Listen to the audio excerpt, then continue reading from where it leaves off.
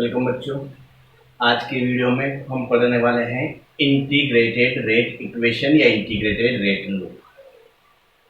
Integrated rate law किसी भी equation के लिए कंसंट्रेशन, टाइम और उस रिएक्शन के लिए जो रेट कांस्टेंट है उनमें एक मैथमेटिकल रिलेशन होता है। सबसे पहले हम जीरो ऑर्डर रिएक्शन के लिए इंटीग्रेटेड रेट इक्वेशन पढ़ने वाले हैं, किस तरीके से इंटीग्रेटेड रेट इक्वेशन डिराइव की जाती है और जीरो ऑर्डर के लिए इंटीग्रेटेड रेट इक्वेशन क्या होती है, कैसी होती है। ठीक है, तो देखो इधर सबसे पहले मान लेते हैं कोई एक रिएक्शन है, ए रिएक्टेंट है जो प्रोडक्ट में कन्वर्ट हो रहा है। ठीक है, प्रोडक्ट जैसे बोल लो एक्स बोल लिया हमने। ठीक है, तो एक रिएक्शन है, ये रिएक्शन जीरो ऑर्डर रिएक्शन है, हमने मान लिया। इसमें रिएक्टेंट ए रिएक्ट करके किस में कन्वर्ट हो रहा है, प्रोडक्ट में। ठीक है, अब देखो इनिशियली मतलब at T equal to zero, जब रिएक्शन स्टार्ट ही नहीं, ठीक स्टार्ट ही नहीं हुई, तो जो भी रिएक्टेंट की कंसंट्रेशन होगी उसको क्या बोला जाएगा, इनिशियल कंसंट्रेशन। वो इनिशियल कंसंट्रेशन मैंने क्या बोल दिया, ए नोट बोल दिया। ठीक है, अभी रिएक्शन स्टार्ट नहीं तो प्रोडक्ट की जो कंसंट्रेशन है वो कितनी है, जीरो। आफ्टर टी टाइम पर बोल लो। ठीक है, टी टाइम पे सपोज इनिशियल कंसंट्रेशन में से कुछ पार्ट किस में कन्वर्ट हो गया, प्रोडक्ट में, तो रेस्ट पार्ट जो बचा, ठीक है, वो मैं कितना बोल रहा हूँ, वो कंसंट्रेशन कितनी है रिएक्टेंट की, ए। ठीक है, इनिशियल कंसंट्रेशन कितनी है, ए नोट।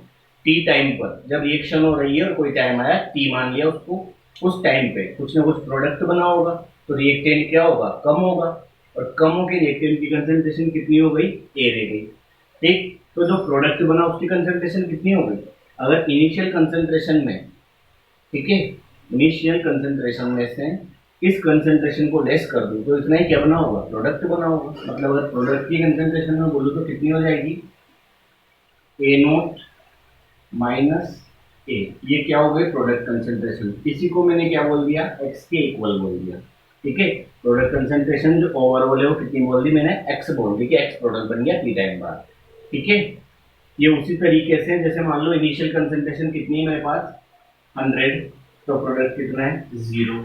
अब मैं बोल रहा हूँ मेरे पास कितनी कंसंट्रेशन बची टी टाइम के बाद में, 80, और पूछू प्रोडक्ट कितना बना, तो 100 में से 80 गया, कितना बचा, 20। तो 20 तो क्या बना, प्रोडक्ट, क्योंकि 80 और 20 मिला के इनिशियल कंसंट्रेशन के बराबर ही होंगे, इससे ज़्यादा तो होने से रहा। ठीक है, तो यहाँ पे ए नोट इनिशियल कंसंट्रेशन है रिएक्टेंट की, ए क्या है, टी टाइम पर रिएक्टेंट की कंसंट्रेशन, और ए नोट माइनस ए जिसे मैंने क्या बोल दिया, एक्स, ये क्या है, कंसंट्रेशन ऑफ प्रोडक्ट। क्लियर है बात।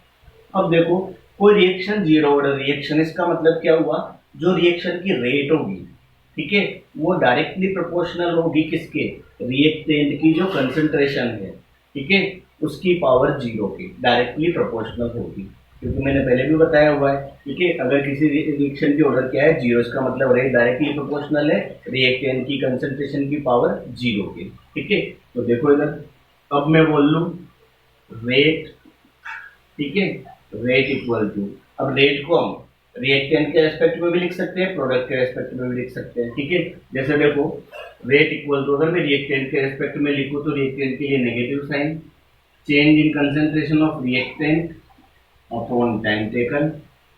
प्रोडक्ट के रेस्पेक्ट में लिखूँ तो इसकी जगह मैंने क्या बोल दिया, एक्स, तो change in concentration of product upon time taken. ये सब किसको रिप्रेजेंट कर रहे हैं, रेट ही को रिप्रेजेंट कर रहे हैं। ठीक है, और जो रेट है वो डायरेक्टली प्रोपोर्शनल होगी किसके, जो रिएक्टेंट है उसकी कंसंट्रेशन की पावर जीरो की। ठीक है, क्योंकि ऑर्डर क्या है रिएक्शन का, जीरो।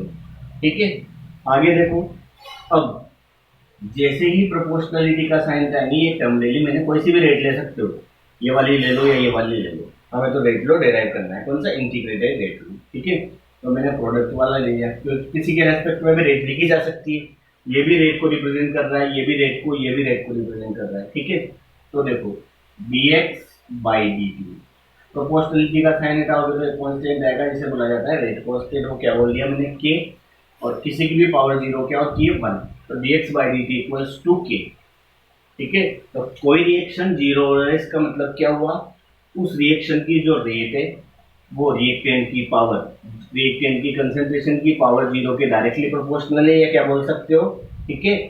ऐसी रिएक्शन जिसमें रेट जो है रिएक्टेंट की कंसेंट्रेशन पे डिपेंड ही नहीं कर रही है, तो किसी की भी पावर 0 क्या होती है, 1 होती है। इसका मतलब जो रेट है वो रिएक्टेंट की कंसेंट्रेशन पर डिपेंड ही नहीं कर रही है, ठीक है। किसके लिए, जीरो ऑर्डर रिएक्शन के लिए, ठीक है।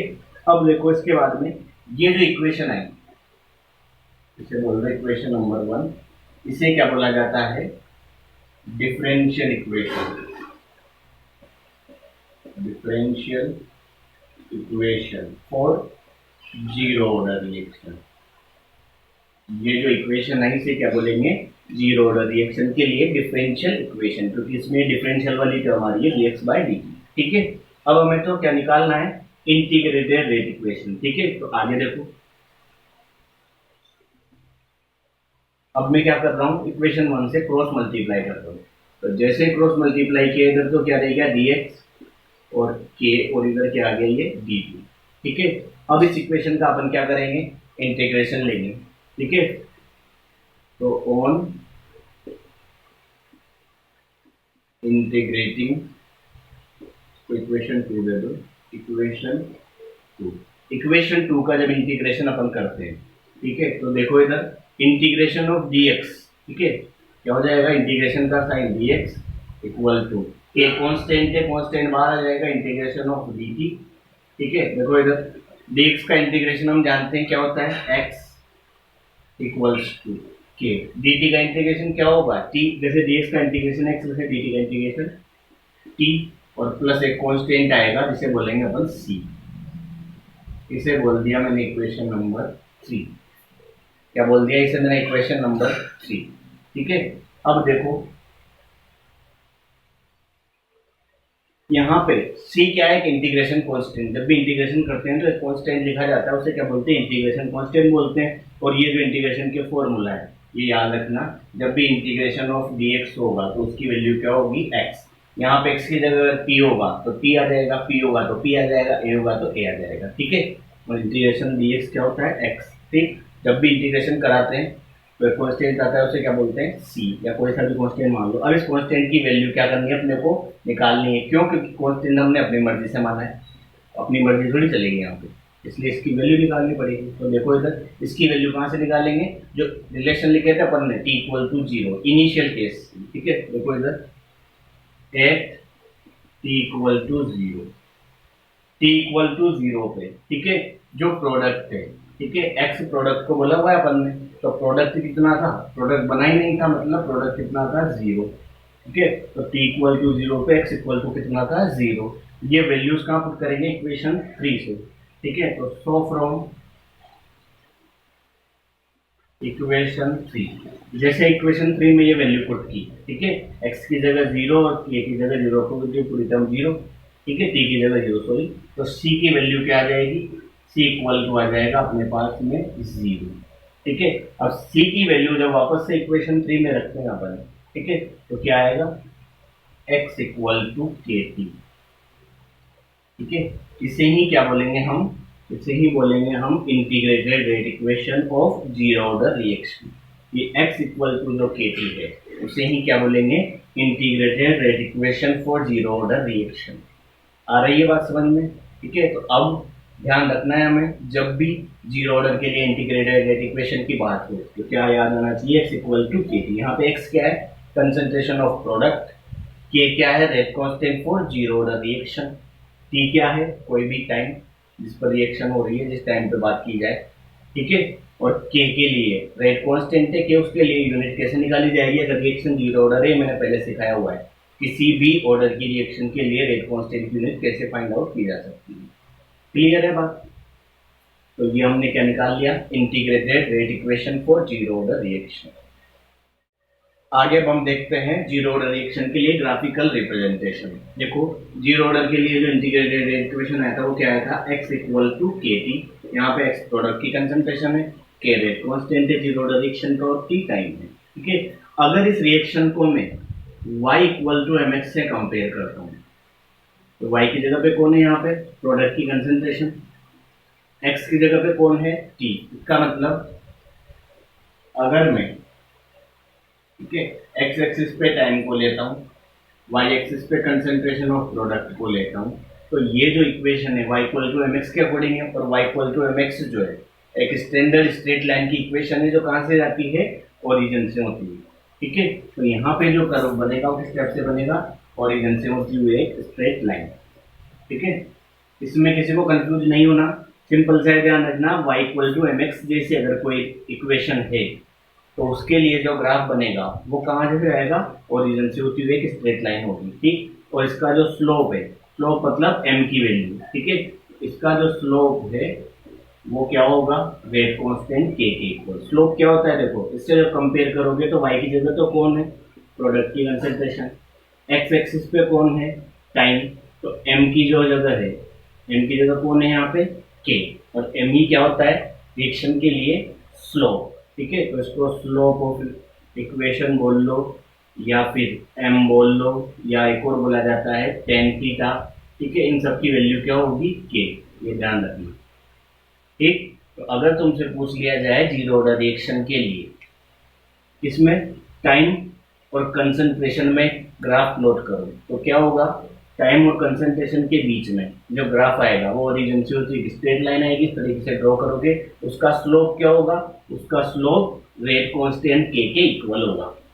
क्लियर, ग्राफ पे आजकल बहुत अच्छे अच्छे क्वेश्चन पूछे जाते हैं, जैसे पूछ लिया जाए या तो ग्राफ ड्रॉ करो सिंपल सा, ठीक है, या क्या पूछ लिया जाए, फॉर जीरो ऑर्डर रिएक्शन, ठीक है, which kind of graph is obtained, ठीक है, between concentration and time, time और कंसंट्रेशन के बीच में कैसा ग्राफ मिलता है, तो कैसा ग्राफ मिलता है, एक स्ट्रेट लाइन इक्वेशन मिलता है। ठीक है, या प्रोडक्ट कंसंट्रेशन और टाइम के बीच में पूछा जाए तो कैसा मिलता है, एक स्ट्रेट लाइन इक्वेशन जो कहां से जाती है, ओरिजिन से होती हुई जाती है। उसका स्लोप क्या होता है, उसका स्लोप होता है रेट कांस्टेंट k के इक्वल। ठीक है, अगर पूछ लिया जाए किसी जीरो रिएक्शन के लिए, है ना, कंसंट्रेशन और टाइम के बीच में कोई ग्राफ बनाया गया है तो उस ग्राफ का स्लोप क्या होगा, उस ग्राफ का स्लोप क्या होगा, उस रिएक्शन के रेट कांस्टेंट के इक्वल होगा। क्लियर, इस टाइप के क्वेश्चन पूछे जा सकते हैं। अब यहाँ पे जैसे पूछ लिया जाए प्रोडक्ट कंसंट्रेशन और टाइम के बीच में ग्राफ बनाओ, तो ये बनाओगे। अगर पूछ ले कंसंट्रेशन और टाइम के बीच, तो कंसंट्रेशन फिर कोई सी बना सकते हो, प्रोडक्ट और टाइम वाली बना लो, रिएक्टेंट और टाइम वाली बना लो। पर अगर रिएक्टेंट और टाइम के बीच में, रिएक्टेंट कंसंट्रेशन और टाइम के बीच में पूछा जाए तो वो ग्राफ कैसे बनाओगे, देखो इधर, उसे भी देख लो, ध्यान से देखो। अभी मैंने बताया जीरो ऑर्डर रिएक्शन के लिए रेट लो क्या होता है, इंटीग्रेटेड रेट लो x equal to K T, और x क्या है, प्रोडक्ट कंसंट्रेशन, जिसको स्टार्टिंग में मैंने क्या बोला था, a नोट माइनस a, ये तो x के इक्वल था, स्टार्टिंग में बताया मैंने। ठीक है, यहाँ पे देखो x की वैल्यू पुट करो, तो देखो a naught minus a equal to K T.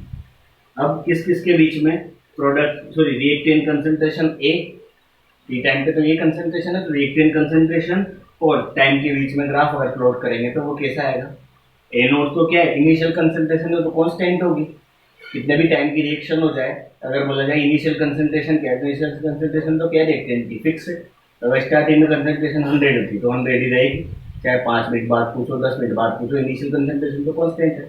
ठीक है, तो देखो इधर इस इक्वेशन को थोड़ा रीअरेंज करो, यहाँ पे मैं इसको लिख सकता हूँ, देखो a इक्वल्स टू माइनस के टी प्लस ए नोट।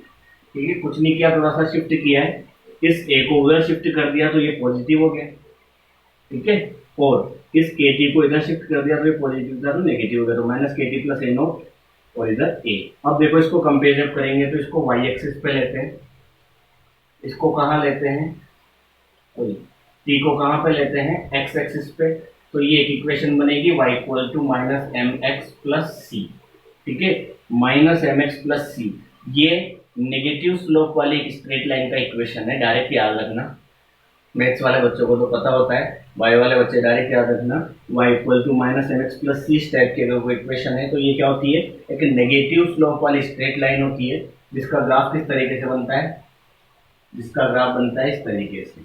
ठीक है, नेगेटिव स्लोप वाली एक स्ट्रेट लाइन है जो ये y एक्सिस पे कितना इंटरसेप्ट काट रही है, ये इंटरसेप्ट काट रही है, जो c के इक्वल होता है। यहाँ पे c की जगह कौन है, a नोट, तो इस ग्राफ के लिए इंटरसेप्ट अगर पूछा जाए तो कितना होगा, ए नॉट।